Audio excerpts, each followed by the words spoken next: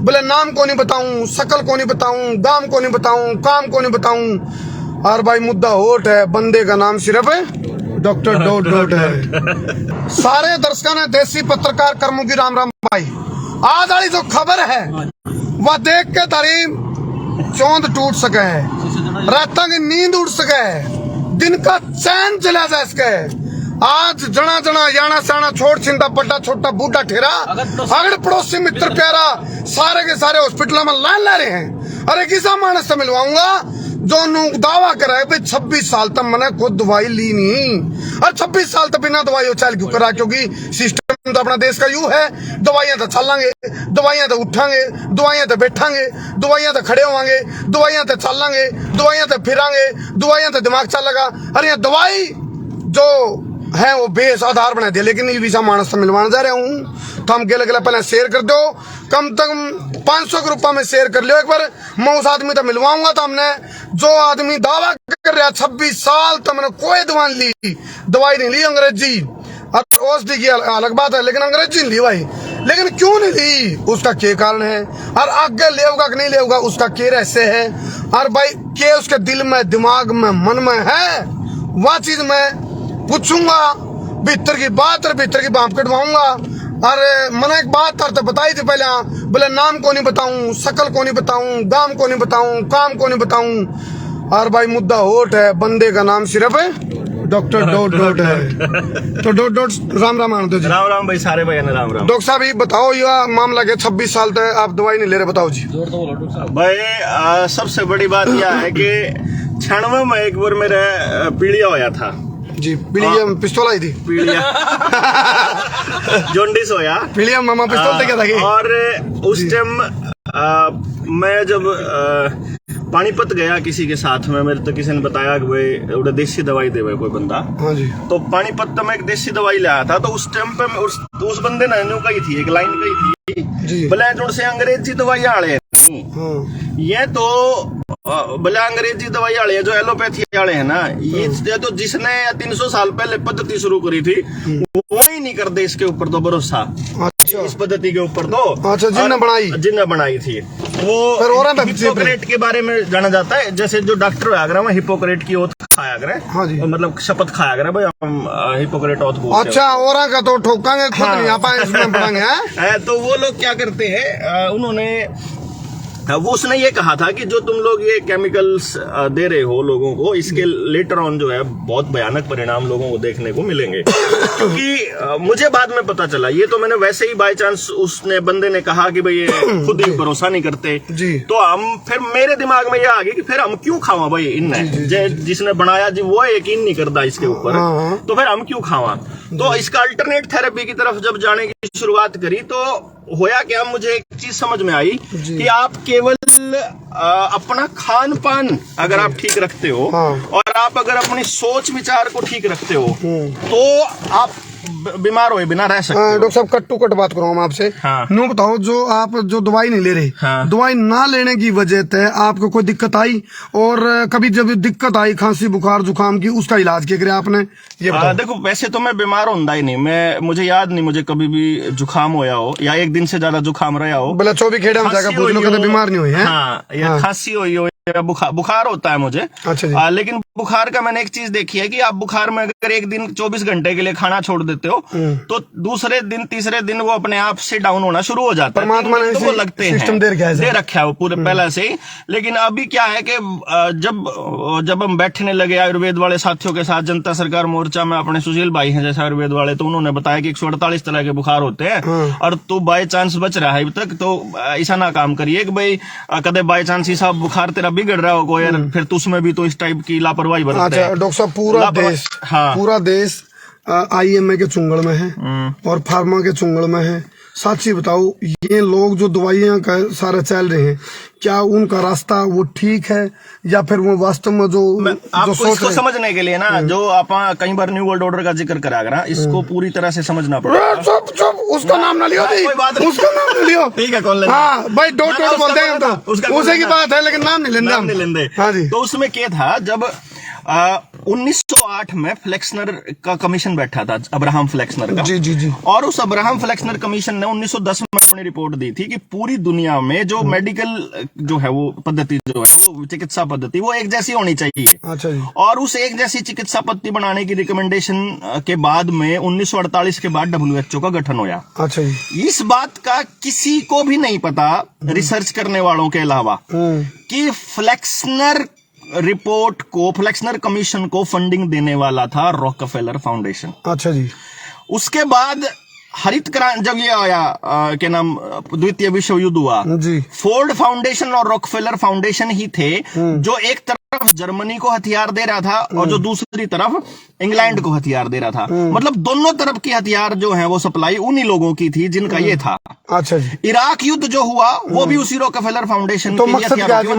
मकसद क्या मैं बताता हूँ जी। रॉकफेलर फाउंडेशन ने इराक के अंदर जब तेल के कुओं के ऊपर कब्जा कर लिया, आज भी 60% के करीब तेल के कुओं पे कब्जा रॉकफेलर फाउंडेशन का ही है।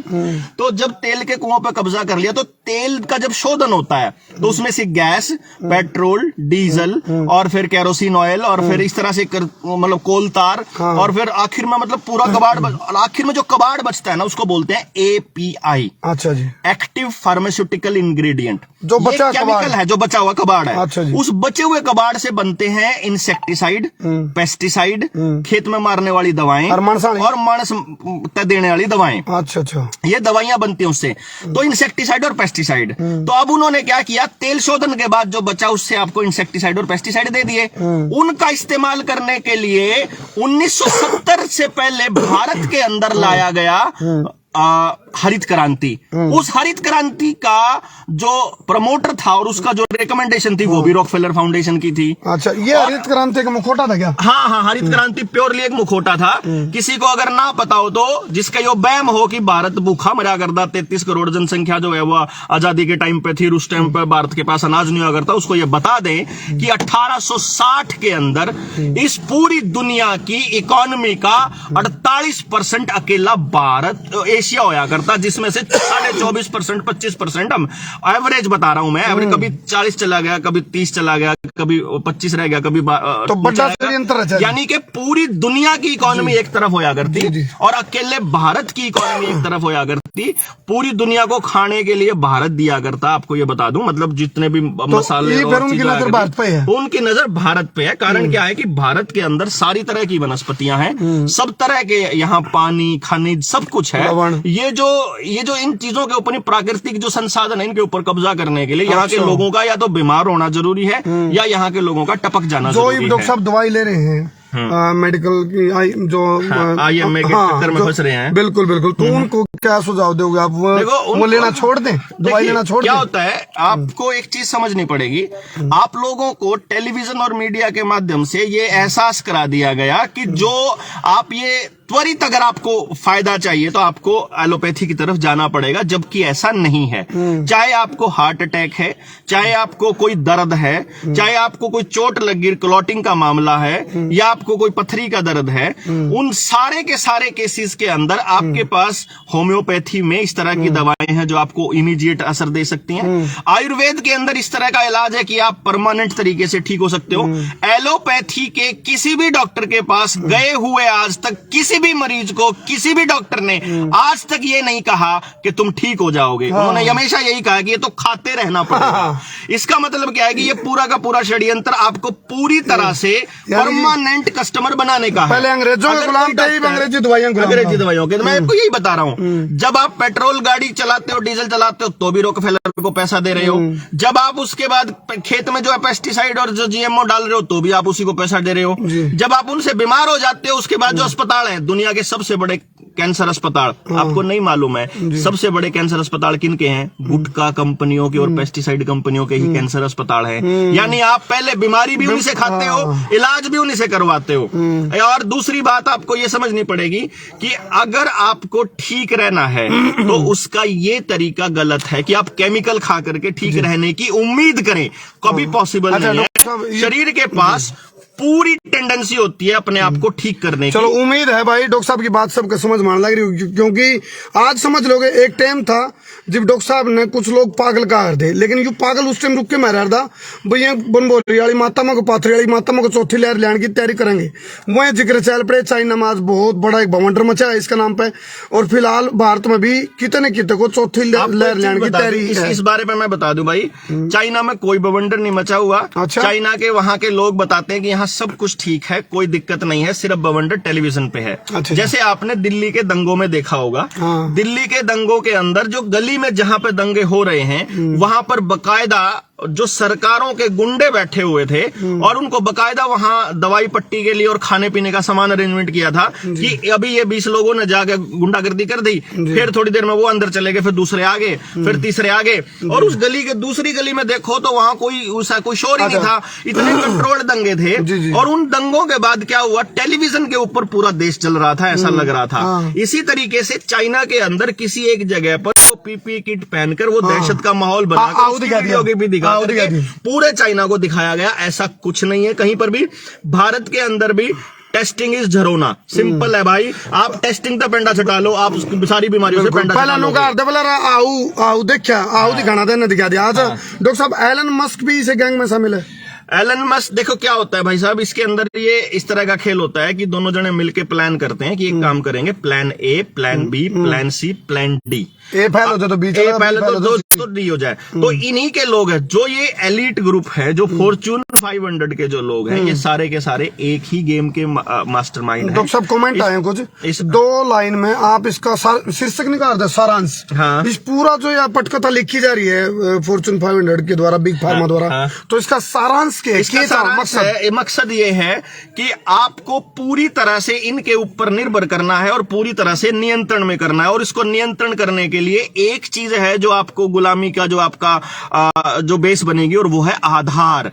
अगर आपने के आधार के साथ सारी सर्विसेज जोड़ रहे हैं, आपका बैंक अकाउंट, आपका ITR, आपका पैन नंबर, आपका गैस का कनेक्शन, आपका गाड़ी का RC, आपके घर की जमीन, आपके खेत की जमीन, आपका बिजली का बिल, आपका पानी का बिल, आपकी जिंदगी से जुड़े हुए जितने दस्तावेज हैं वो सारे के सारे, यहां तक कि पूरी फैमिली की ID को और आपके वोटर कार्ड को और आपकी हर चीज को वो लोग आधार के साथ जोड़ रहे हैं। अभी नया आयुष्मान कार्ड है, बीमे के कार्ड हैं, जितनी सरकार की योजनाएं, एक 14 डिजिट का नंबर मिल रहा है। ये यूनिक नंबर जो है, ये यूनिक नंबर आर्टिफिशियल इंटेलिजेंस से कंट्रोल करने का खेल आएगा। आपका जो नया फेशियल रिकॉग्निशन के लिए कह रहे हैं ना आधार अपडेट कराना पड़ेगा, ये वो आएगा। और जब आप अगली बार अगली किसी लहर में अगली किसी खोज लेने से मना कर दोगे, जब आप अगली कोई वो, क्योंकि 2 जमा जय बोलूंगा तो वो खम हाईलाइट कर देंगे मैं पेज में, तो इसलिए क्या करते हैं, वो अगला कोई लेने से, अगर आप कोई उई लेने से मना करोगे तो आपके बैंक अकाउंट छोड़ो, आपके आधार से जुड़े हुए आपकी सारी सेवाएं बंद कर दी जाएंगी, जो कि इन्होंने दूसरी लहर में पूरा प्रोपेगेंडा रचा और टेस्टिंग कर ली थी। डॉक्टर साहब, यानी कि इसका यूं मतलब हो गया, आधार से जोड़ने का मतलब लोगों को निराधार बनाना। एग्जैक्टली, निराधार का आधार से जोड़ेंगे। अभी तो आपकी जमीनें भी ये लोग छीनने वाले हैं, जो किसान की जमीन है ये भी छीनी जाएगी अब, क्योंकि 99% किसानों की जमीन जो है वो किसान क्रेडिट कार्ड के नाम पे बैंकों में पड़ी हुई है और ये चुकता नहीं कर पाएंगे। एक तो पहला पॉइंट तो ये है। दूसरा, आपके शिक्षा जो है बच्चों की, उसके नाम पर आपको अश्लीलता परोसी जा रही है, आपके बच्चों का दिमाग खराब किया जा रहा है टेस्ट इसके। अरे हमें तो गाड़ी का दाड़ा ले लिया, कोई दवाई तो नहीं अंग्रेजी। LIC मतलब LIC कह रहा हूं मैं इसको, ये FCI के सारे गोदाम खाली हो चुके हैं और देश के पास अनाज नहीं बचा है, मैं आपको बता दूं। और अगली बार जब देश को अनाज के लिए, यानी कि अगर बांझ बीज आ जाए बाजार के अंदर और देश के पास अनाज के लिए जब आप साइलोज के बाहर जाओगे, उसके लिए आपके टैक्स के पैसे से अग्निवीर तैयार किए जा रहे हैं। 4 साल बाद ये बाहर आ जाएंगे। चलो, जिसका EU लग रही है भाई, वो साइड इफेक्ट कमेंट में लिख दियो भाई, किस किस के साइड इफेक्ट हुए, क्योंकि डॉक्टर साहब रुक के मारे मैंने कई सारे एग्जांपल मिल लिए जिनके कितने घुमड़े लिख रहे। जो मैसेज की संख्या है ना करमू भाई, वो इतनी है, जो अपने कोई बता रहा है कि मेरा पारिवारिक जीवन बर्बाद हो गया, कोई बता रहा है मेरा शुगर परमानेंट रहना शुरू कर दिया, BP अब फ्लक्चुएट करने लग गया, कभी ज्यादा लो हो गया, कभी ज्यादा अप हो गया, किसी को कैंसर डेवलप हो रहा है, अभी मेरे थोड़े दोस्त है ब्लड कैंसर डेवलप हो रहा है, किसी को लंग्स कैंसर डेवलप हो रहा है, कोई हार्ट अटैक से मरने वालों की संख्या आपने देखी होगी, इतनी ज्यादा बढ़ गई है। और ये लोग मतलब शीतलहर भाई साहब पिछले 100, 200, 500, हजारों, लाखों सालों से चल रही है, हर साल आती है। शीतलहर से हार्ट अटैक, ब्रेन हेमरेज की खबरें पहले नहीं आती थी, ये अभी आनी शुरू हुई है।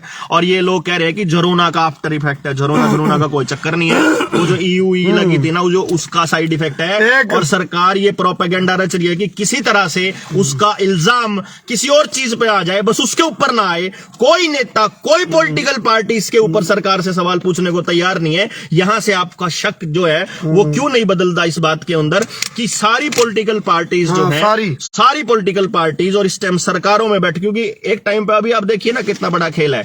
दिल्ली पूरी की पूरी केजरीवाल को दे दी, हिमाचल राहुल गांधी को दे दी, और गुजरात जो है वो अपने आप मोदी साहब ले गए।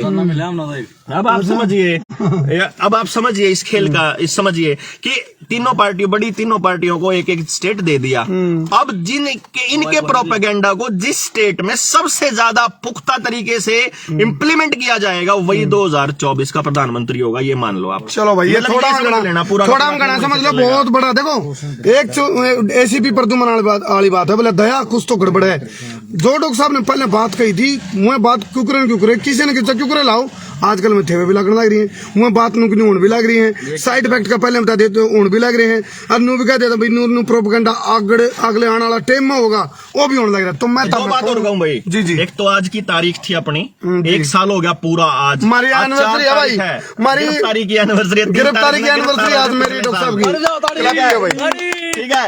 आप गिरफ्तार हुए थे उस टाइम पे, 1 साल हो गया है, अभी तक थाने वालों ने कोर्ट में वो चलान नहीं किया, हमारा नाम का भी लगा। दूसरी कहानी सुन लो, आज उसी टीम में थे जिसने हमारा वो चिंकियाड़ा चलान काटा था, उस टीम का एक बंदा आज हमारे साथ कोर्ट में था, नाम नहीं लेंदा मैं। धन्यवाद देवदा, धन्यवाद क्या था, आपने बचा लिए। और दूसरे नंबर पे वो नहीं कहा था मेरे इस टाइम पे भाई साहब, मतलब उसका कहना था कि इसकी वजह से मुझे जो है वो परमानेंट शुगर हो गई है, और वो आदमी मान रहा था कि इसी की वजह से हुई है। और तीसरी बात, अपने गांव में तय आधार कार्ड के 7 चीजों को जोड़ने वाला, चाहे कोई मास्टर हो, चाहे कोई प्राइवेट कंपनी का आदमी हो, चाहे कोई डीसी दफ्तर में आधार मांगता हो, उनके खोसड़े पेलन का टेम आ लिया। आधार है आपकी बर्बादी का असली आधार ही निराधार करेगा आपको। चलो यार, लाइन बड़ा कितनी जबरदस्त है दुनिया की, ये देख लो रिसर्च डॉक्टर साहब। यार रिसर्च है भाई साहब, रुपये के ऊपर मैं आपको ये बड़े टाइम पे खोलेंगे फिलहाल ये एक पूरी रिसर्च है, पूरी किताब है, भारत के रुपए का इतिहास। इसके अगर आपने चाहिए तो मेरे पे पीडीएफ मांग लियो, 9518170000 पे व्हाट्सएप करके, 9518170000, या फिर आप करमू भाई पे मांग लियो, मैं करमू से भी दे दूंगा। करमू इस चीज ने पढ़ी है भाई, इस खेल ने समझेगा ना तो आपको पता चलेगा कि जो इस टाइम आपके पास जो रुपया है ना, ये रुपया नहीं है। डॉक्टर साहब, मेरा तो एक खेल समझ में रहा है, आप कीड़े मकोड़े और वो है बड़े लोग, उनके दिमाग में कीड़े मकोड़े बनाओगे आप। उसके बाद तारीख के बाद ना शान मैं पहला महीना समझा दूंगा कर होता है, और फिर आप जावांगे दोबारा से कोर्ट जाना है अपना 2-2:30 बजे, और उस वहां से आने के बाद में फिर आप इसके ऊपर रुपये के ऊपर बनाओगे। चलो वो जिस भाई 2 बार चंडीगढ़ जिसने मरता मिलना भाई कोर्ट में आ जाओ भाई। चलो बहुत बहुत धन्यवाद भाई, मैं हूँ थारा देशी पत्रकार करमू। जय हिंद, जय हरियाणा, जय जवान, जय किसान। और कमेंट में लिख दो भाई, दूध दही का खाना हमारा हरियाणा, जय जवान, जय किसान।